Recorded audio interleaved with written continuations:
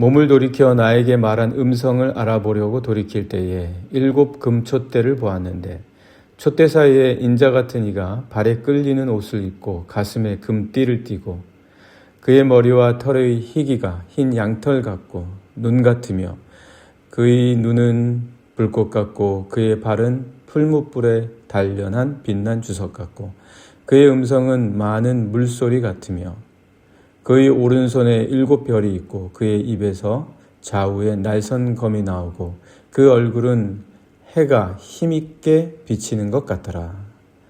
아멘. 우리가 이 모든 곳을 가득 채우고 계신 하나님의 영향을 받아야 된다. 하나님을 느끼고 하나님의 역사를 바라볼 수 있어야 된다.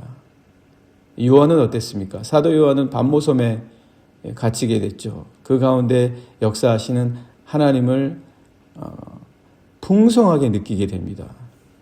그래서 특별히 그는 하나님의 음성을 들으면서 그 하나님의 음성 때문에 뒤를 돌아볼 때 7 금촛대 사이에서 계신 예수님을 만나게 됩니다.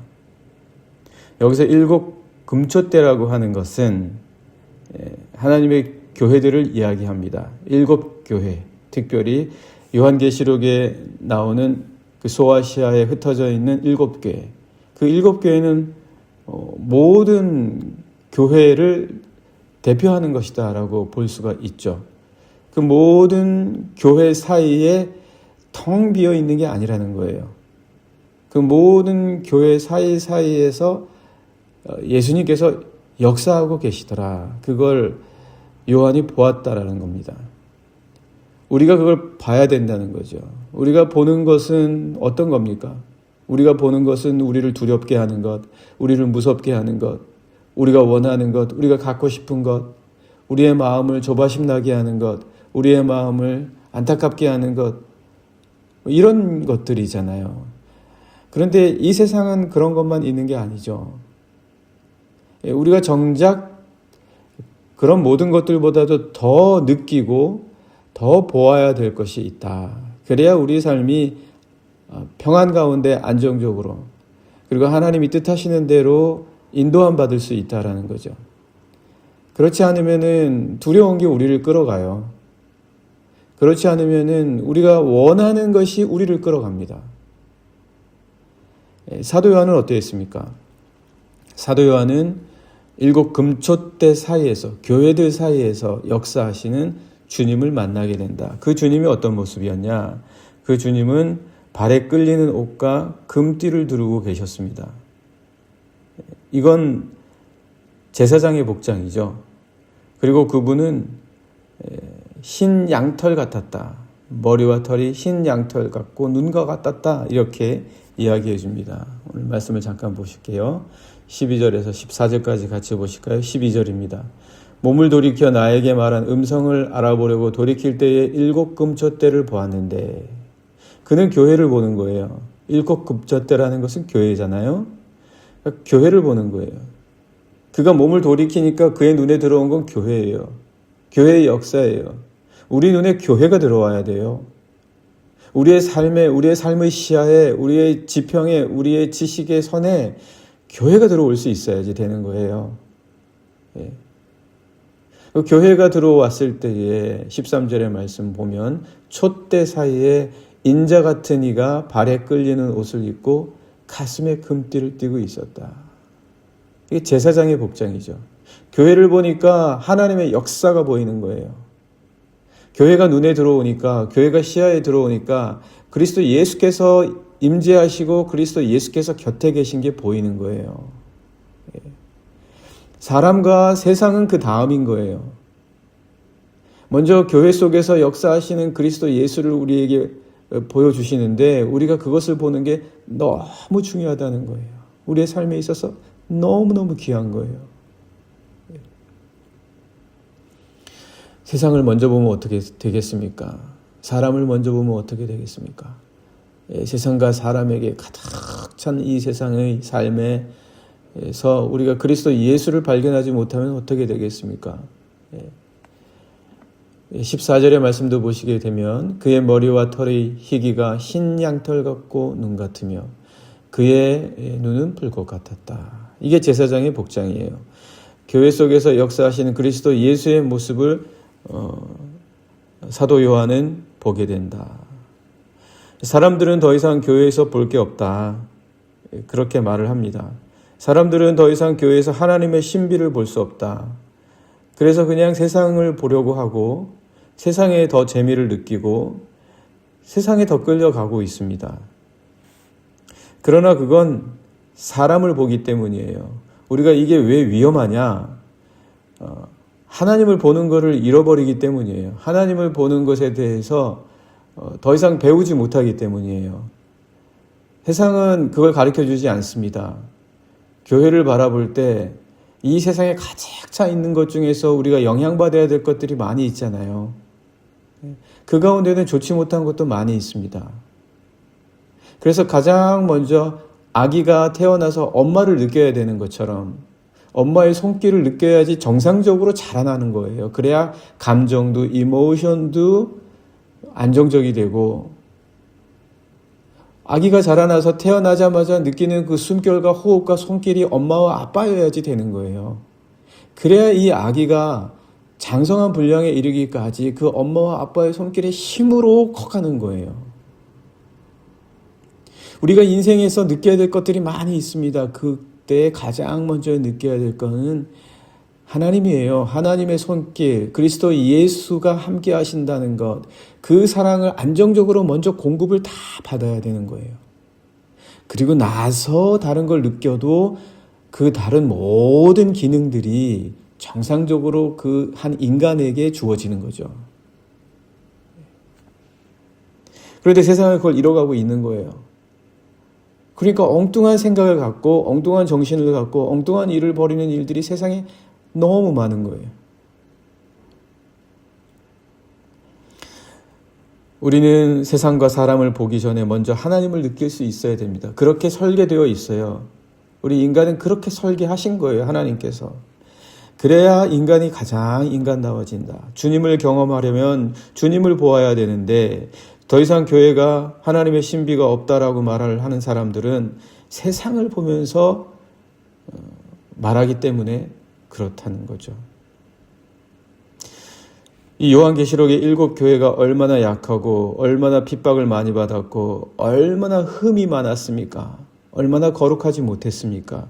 그럼에도 요한은 그런 7 교회, 7 금초대의 그 연약한 교회들을 보면서도 그 가운데 임하는 부족하고 나약한 인간들의 모습을 보는 것이 아니라 그리스도 예수께서 그 사이에서 일하고 계시더라. 7 금초대 사이에 7 금초대 사이에 발에 끌리는 옷과 금띠를 두르고 흰 양털 같고 눈과 같이 흰 인자의 모습을 보았다. 그게 우리가 보아야 될 모습이다라는 거죠. 텅 비어있지 않고 가득한 이 세상 속에 그분이 계시더라. 이걸 느낄 수 있냐? 우리가 그걸 느낄 수 있냐 정말? 외롭지 않아요. 그러면 외롭지 않아요. 그럼 두렵지 않아요. 비어있지 않아요. 홀로 있지 않아요. 혼자이지 않습니다. 그분이 가득하시거든요.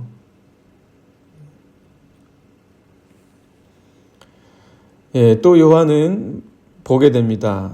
그래서 요한이 밤모섬에서 버틸 수 있었던 거예요. 이렇게 주님을 느끼니까, 주님을 만나니까, 주님을 볼 수 있으니까. 밤모섬이 사람들은 말하겠죠. 텅 비어있는 섬에 유배를 갔다. 로마의 황제에 의해서 쫓겨났다. 사람들로부터 쫓겨나서 유배, 홀로 저 섬에 거하게 됐다. 그렇게 말하겠죠. 그러나 요한이 그 섬에서 버틸 수 있었던 것은 가득하게 임재하시는 이 주님의 모습을 볼 수 있었기 때문입니다. 우리가 뭘 느끼냐, 뭘 보냐 굉장히 중요합니다. 이 요한은 계속해서 주님을 경험하는데 주님의 눈을 보는 거예요. 주님의 눈을 볼 수 있는 거예요. 불꽃 같은 눈. 그 발은 풀무불에 연단한 빛난 주석 같다는 거예요. 발도 보는 거예요. 눈도 보고 눈동자와 그리고 그분의 발걸음도 보는 거예요. 움직임을 보는 거예요. 그분이 역사하시는 걸 보는 거예요. 그분의 음성은 많은 물소리 같다라고 합니다. 많은 물소리. 그냥 물이 아니에요. 많은 물소리. 많은 물소리가 어떻습니까? 가득 찬, 이 세상에 가득 차고도 남을 정도의 어마어마한 물이에요. 우리는 그 물 가운데에 있는 거예요. 그 물 가운데에 있으면 소리가 있습니까? 소리가 나냐고요.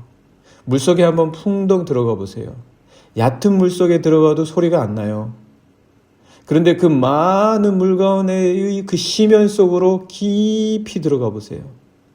많은 물을 보려면 물속 깊이 들어가야 되는 거예요. 그렇지 않습니까? 그 많은 물속 깊이 들어갔을 때 무슨 소리가 들려요? 아무 소리도 안 들리죠. 그러나 그게 소리라는 거예요. 우리가 이 세상에서 하나님의 소리는 들을 수 없어요. 우리가 이 세상에서 하나님의 음성은 들을 수가 없어요. 특별히 하나님이 주지 않으시는 이상. 오히려 그거는 많은 물소리와 같은 거예요. 물속 깊이 심연 깊이 들어갔을 때 아무 소리도 들리지 않는 침묵과 고요밖에 남지 않아요. 그렇지만 그 고요와 침묵의 소리를 들을 수가 있는 거예요.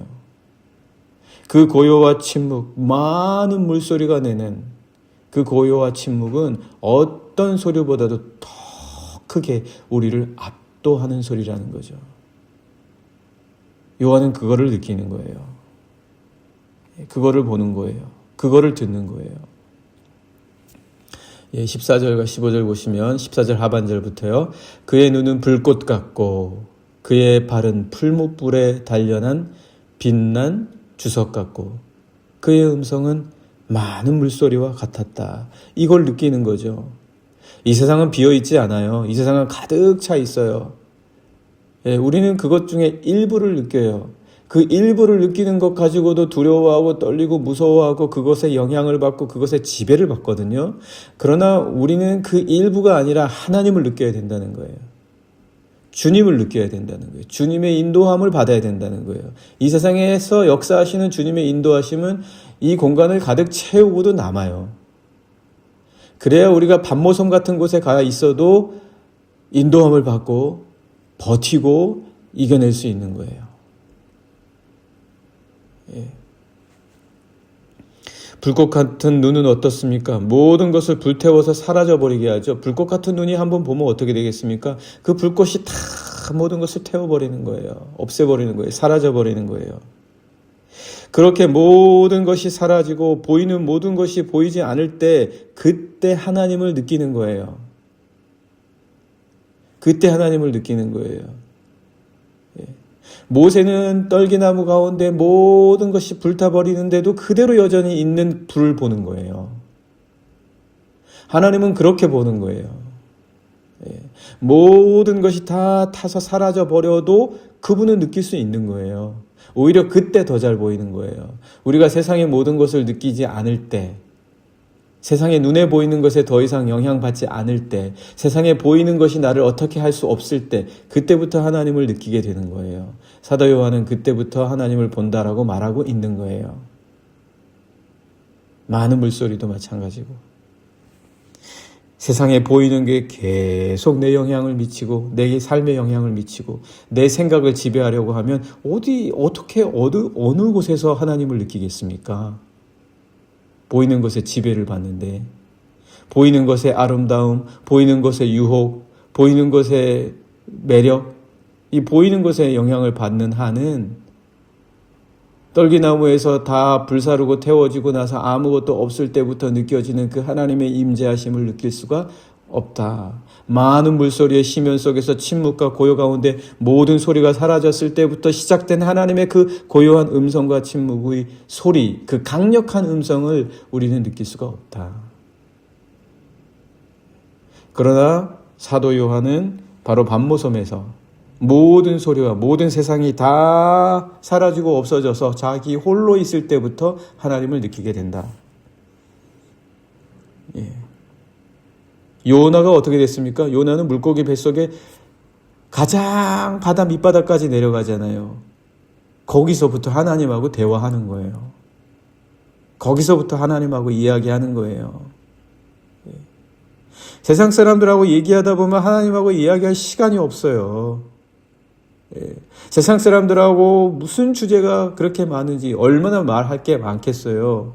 어느새 하나님하고 이야기하겠습니까? 어느 틈에 말하겠습니까? 하나님과. 많은 물소리, 불꽃 같은 눈, 빛난 주석 같은 발. 사도 요한은 그걸 봅니다. 그 주님의 손에는 7 별이 있었어요. 7별이 있었고 입에서는 날선, 좌우에 날선 검이 나오고 얼굴은 힘있게 비치는 해와 같았다. 그렇게 말합니다. 말씀 보시겠습니다. 16절입니다. 그의 오른손엔 7별이 있고 그의 입에서 좌우에 날선 검이 나오고 그 얼굴은 해가 힘있게 비치는 것 같았다. 하나님께서는요, 이렇게 강력하게 역사하세요. 수동적이지 않으세요. 하나님은 그냥 가만히 계셔도 우리와 차원이 다르시기 때문에 우리에게는 너무너무 압도하시는, 우리에게는 너무나 능동적이신 그런 분이시라는 거예요. 우리 7별이라고 하는 하나님의 교회의 사자들, 7별이 그걸 의미하거든요. 그런 하나님의 교회의 사자들, 하나님의 교회의 성도들은 하나님의 손안에 있다는 거예요. 우린 그걸 못 느껴요. 그걸 몰라요. 알 수가 없어요. 하나님의 손안에 있으면서조차도. 근데 사도 요한은 그걸 보는 거죠. 우리가 그걸 얼마나 느끼냐는 거예요. 우리가 하나님 손안에 있다는 거를. 그 입에서 나오는 게 검이라는 거예요. 그 날카로움을 느낀다는 거예요. 하나님의 힘은 압도적인 거예요. 한번 느끼기 시작하면 외로울 틈이 없어요. 심심할 틈이 없어요. 항상 우리를 이끄시는데 절벽과 같은 낭떠러지의 사슴의 발처럼 우리를 이끄시는데 그분의 입에서 나오는 말씀이 인도하시는 게 바로 이렇다는 거예요. 얼굴은 해가 힘있게 비치는데 따가울 정도예요. 그분을 바라보고 있자면은 그분의 강력하게 역사하시는 빛이 우리의 눈을 부시게 한단 말이죠. 숨 쉴 틈이 없을 정도예요. 왜 그분을 못 느끼냐는 거예요. 못 느끼니까 세상을 보게 되고 외롭고 힘들고 고통스럽고. 오늘 함께 기도하기 원합니다. 세상에 가득한 하나님의 역사를 보게 해주십시오. 그분의 인도하심을 받게 해주십시오. 오늘 하루도 이끌어 주십시오. 마국간 말구유 구유에 오신 우리 주님, 나를 위해, 이 세상을 위해 오신 주님을 우리가 오늘 풍성하게 누리게 해주십시오. 함께 같이 기도하시겠습니다.